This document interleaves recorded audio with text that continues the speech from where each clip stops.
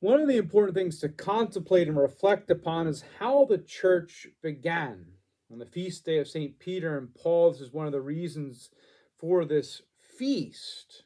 For St. Paul explains this plainly of how the church is not of human origin.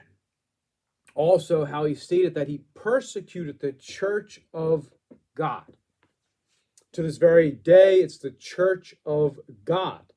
Not our church, but it's God's church, which we're called to dwell in and be sanctified and saved in. As we work out our salvation with the necessity of divine help through the sacramental life, we cannot save ourselves. And only if we have this recognition and approach is it possible for Christ to truly transform our minds and hearts to be like His.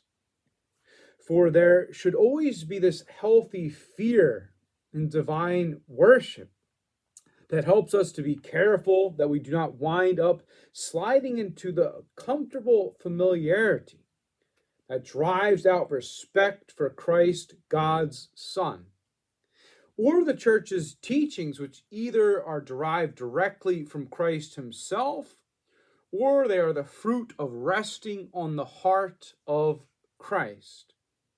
For St. Peter and St. Paul were taught by Christ, and they recognized Him as the Son of God, worthy of all honor and worship, and this has to be our first impulse as Christians. First, we come to worship Christ. Secondly, we pray to Him. And lastly, we seek to imitate Him in His holiness and serve Him in our neighbor.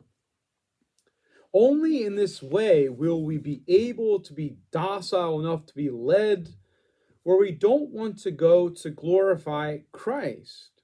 Only in this way will we be brave enough to die for Him, because we look to Christ first as the power of God, and His might is the root of immortality in the concrete experience of our human weakness.